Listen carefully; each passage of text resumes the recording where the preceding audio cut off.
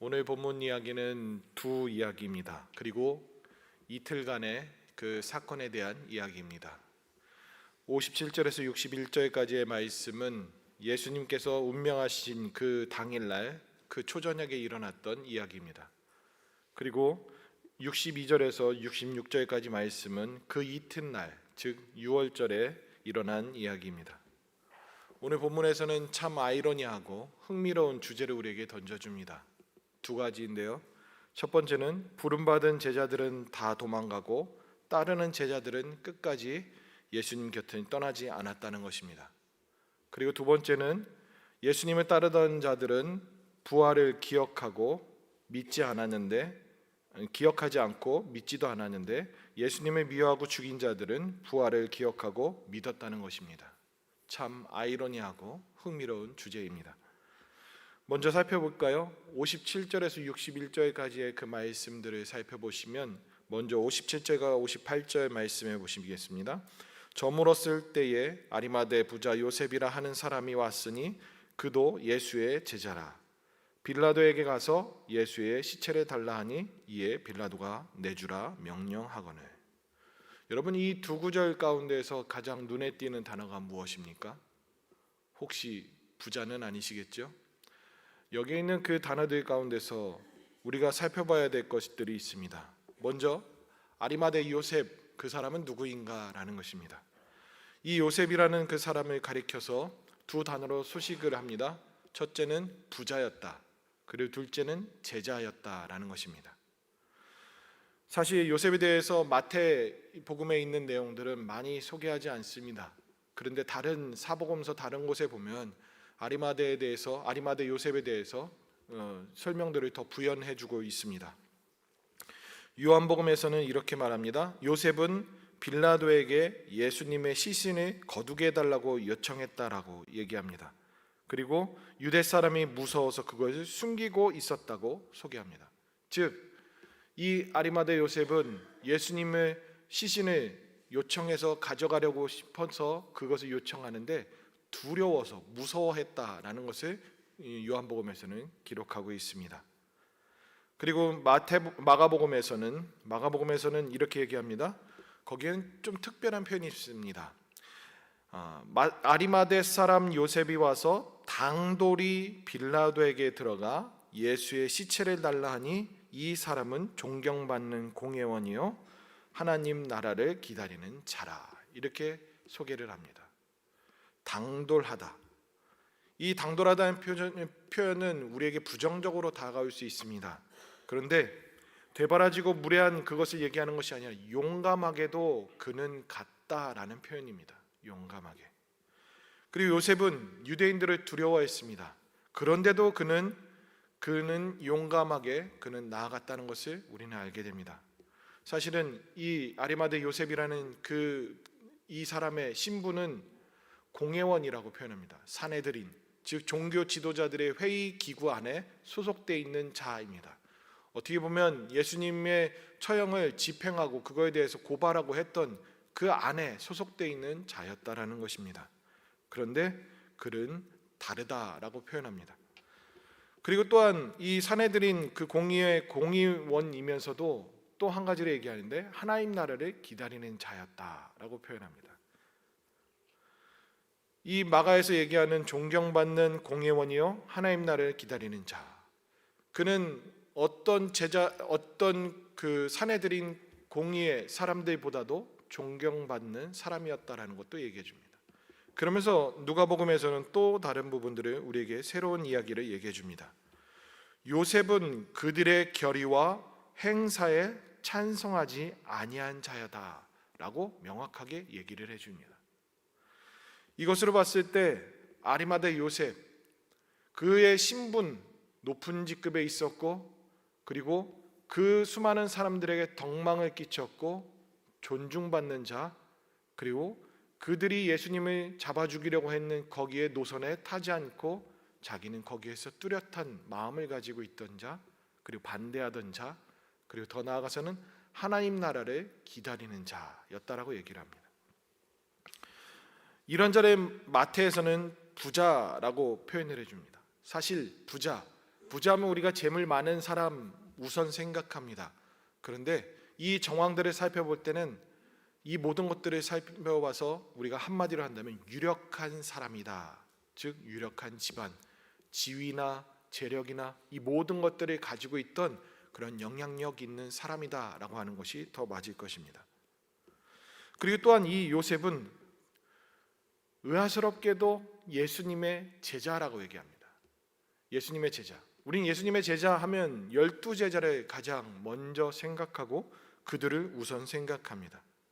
그런데 이 요셉은 12명의 제자 명단에는 들어있지 않는 사람입니다. 사실 당시에는 제자라는 그 명칭이 포괄적으로 많이 쓰여졌습니다. 도제관계, 스승과 제자의 관계로서 스승을 모시고 있는 그 문화생, 그들을 제자라고도 표현을 했고요.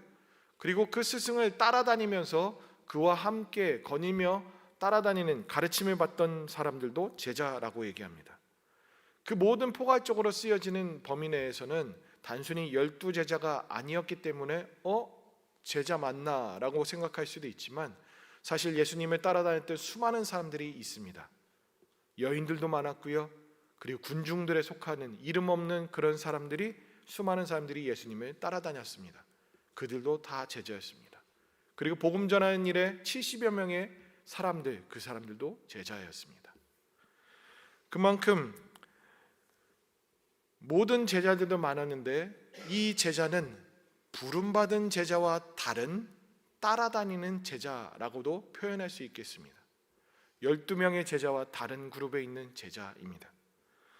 여기서 우리는 한 번쯤 생각해 볼 수 있습니다.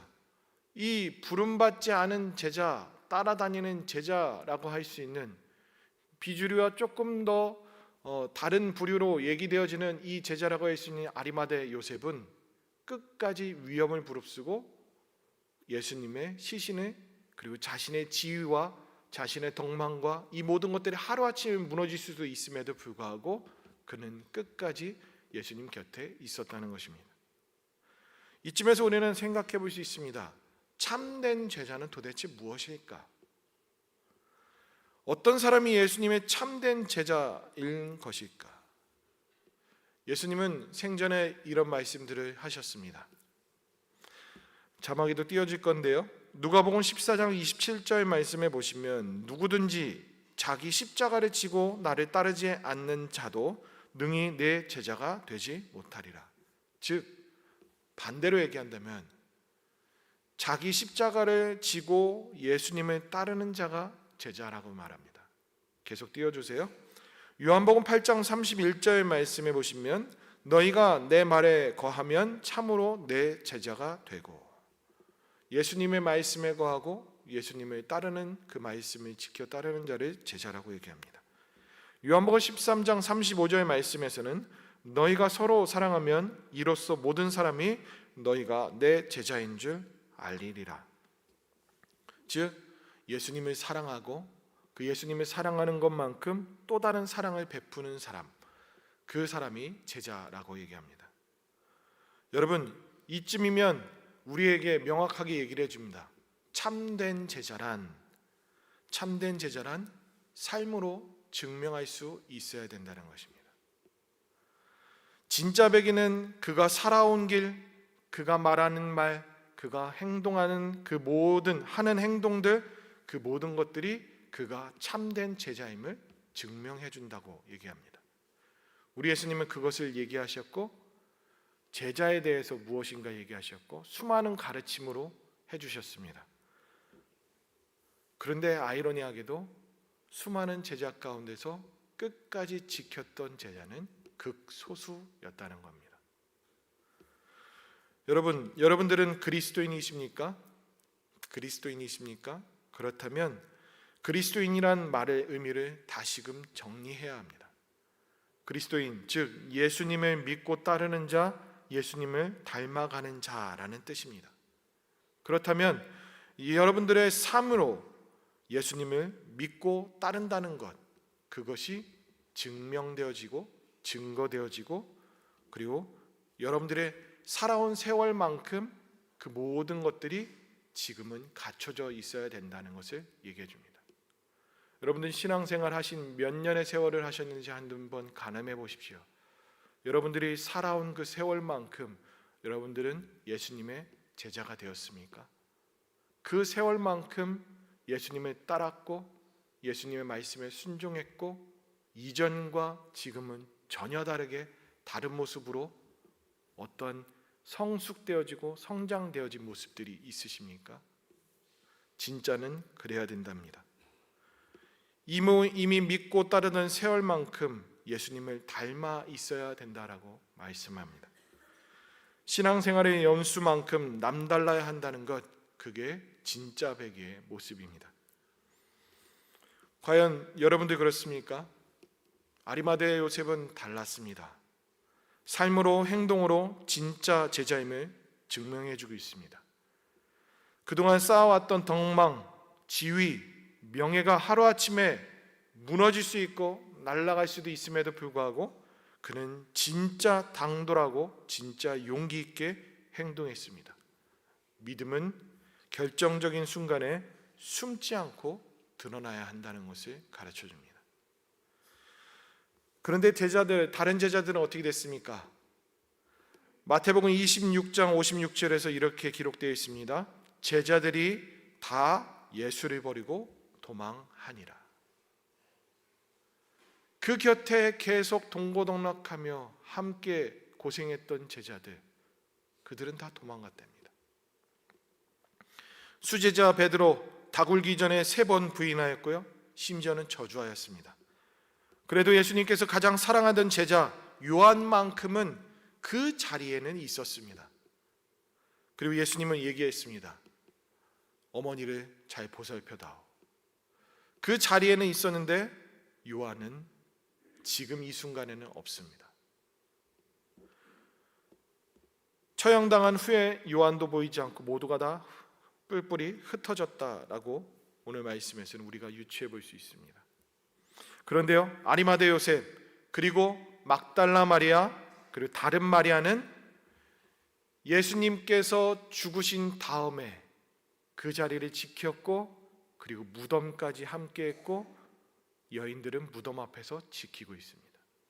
끝까지 예수님 곁에 있습니다. 이들이 진짜 제자들이고 참으로 예수님의 끝까지 따르는 자라고 할 수 있겠지요. 오늘 이 말씀으로 저와 여러분들에게 어떤 그리스도인이 되어야 할지, 우리는 참된 제자로서 어떻게 가져야 할지 그 모든 것들도 우리에게 가르쳐 줍니다. 나는 내게 이득될 때만 예수님을 따르는 이기적인 자인지, 아니면 내가 손해볼지라도 예수님을 위해 끝까지 따르는 진짜 백이 그리스도인인지, 그것을 우리에게 나누어 줍니다. 여러분, 우리가 생활한다는 것은, 신앙생활한다는 것은 나 혼자 복받고 우리 가족만 잘 되는 것, 그리고 내가 잘 나가고 그 윤택함 위에서 살아가는 것, 그것을 바라며 나아가는 것, 그것만을 얘기하지는 않습니다. 여전히 그런 신앙생활을 하고 있다면 조금 세게 표현하겠습니다. 나쁘끄러운 줄 알고 부끄러워할 수 있어야 되는 것이 온당한 우리의 양심입니다. 특히 하나님 앞에서 덜컥 주저앉아 자복하고 회개하는 마음으로 예수님을 믿고 따르겠습니다 하는 마음으로 이 마지막 날 저와 여러분들이 하나님을 마주선 이 자리에서 우리는 다시금 깨달아야 합니다. No cross, no crown. 십자가 없이는 영광이 없습니다. 죽음이 없이는 부활이 없습니다. 우리는 내일이면 부활절을 맞이합니다. 그렇다면 죽어야 되지 않겠습니까? 우리가 목숨을 버리는 그것이 아니라 진심으로 우리가 지금까지 살아왔던 그 모든 것들, 그리고 내 인생들에서 육신적인 모든 것들을 죽여야 되지 않겠습니까? 성경에서는 죽으라라고 얘기합니다. 바울사도가 얘기하는 그 죽음이라는 것은 목숨을 끌어내는 게 아니라 육신의 그 모든 정욕들을 죽이라라고 얘기하는 겁니다. 그런 의미에서 이 마지막 날 저와 여러분들은 부활을 맞이하는 가운데서 엎드려 하나님 앞에 회개하고 자복하고 우리가 죽어지는 그 마음으로 부활을 기다릴 수 있기를 간절히 소망합니다. 두 번째 흥미로운 주제입니다. 예수님을 따르는 자들은 정작 부활을 믿지도 기억하지도 않고 다 도망갔습니다. 그런데 반해 예수님을 잡아 죽인 자들은 부활을 기억했고 기다렸다라는 것입니다. 62절에서 64절 말씀에 이렇게 성경 말씀 한번 보시겠습니다.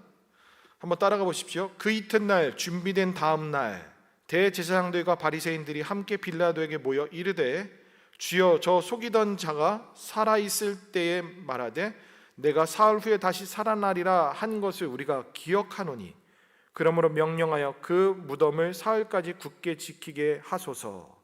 그의 제자들이 와서 시체를 도둑질하여 가고 백성에게 말하되 그가 죽은 자 가운데서 살아났다 하면 후에 속임이 전보다 더 클까 하나이다 하니.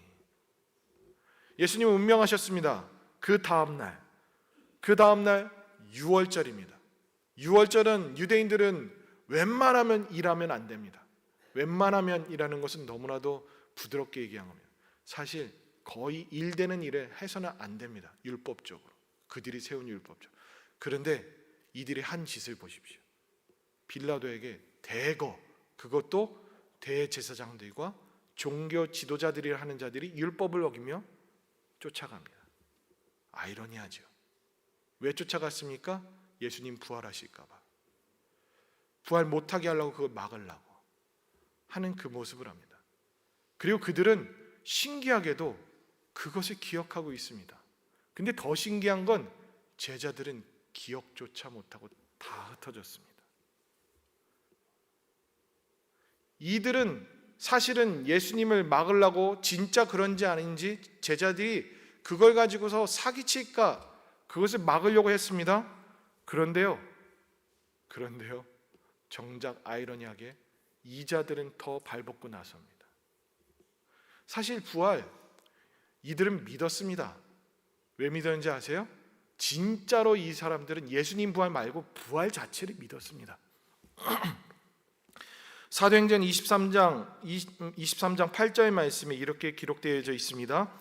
이는 사두개인은 부활도 없고 천사도 없고, 사두개인들은 그렇게 믿었답니다. 그런데 영도 없다 하고, 그리고 바리새인들은 다 있다라고 믿었습니다.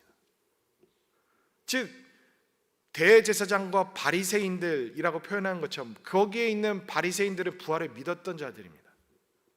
아이러니하죠. 이들의 계략은 부활을 확인하고 싶어서 했던 것이 아닙니다. 생각해 보십시오. 진짜 예수님께서 부활하면 부활을 믿고 있던 바리새인들에게 좋은 거 아닙니까? 와, 하나님 살아계셔 라고 확신할 수 있는 그 일 아닙니까? 근데 막고 있었습니다. 그것을 기적을 목격하는 것이 그들에게 소원일 수도 있는데 막고 있었다는 겁니다.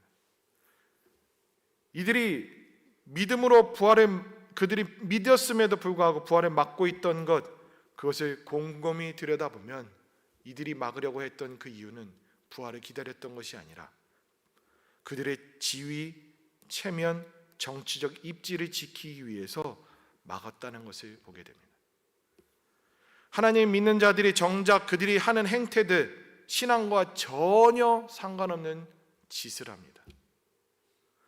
예수님을 잡아 죽인 목적이 무엇입니까? 그들은 신성모독이라 해서 잡아 죽였습니다. 그런데 여러분 생각해 보십시오. 진짜 신성모독이 무엇입니까? 하나님의 말씀대로 성취하시다가 다 이루신 분이 신성모독입니까? 아니면 부활을 믿고 기억한 자들이 신앙과 상관없는 짓, 자신의 부귀영화를 누리면서 그것을 하기 위해서, 지키기 위해서 하는 짓이 신성모독입니까? 이들의 모습은 참으로 모순되고 아이러니합니다. 그런데요, 대제사장과 바리새인들, 비단 이들만의 모습일까요? 우리에게는 이들과 전혀 다른, 어쩌면 진짜배기처럼 고상하게 살고는 있는 걸까요? 우리는 부활을 소망하며 내일이면 부활절을 맞이합니다. 그런데 여러분, 죽은 자만이 누릴 수 있는, 참된 그리스도인이 누릴 수 있는 그 부활, 우리는 그 부활을 어떤 의미로 맞이하려고 하십니까? 저와 여러분들은 진짜 배기처럼 기다리셨으면 좋겠습니다. 죽은 자가 부활합니다.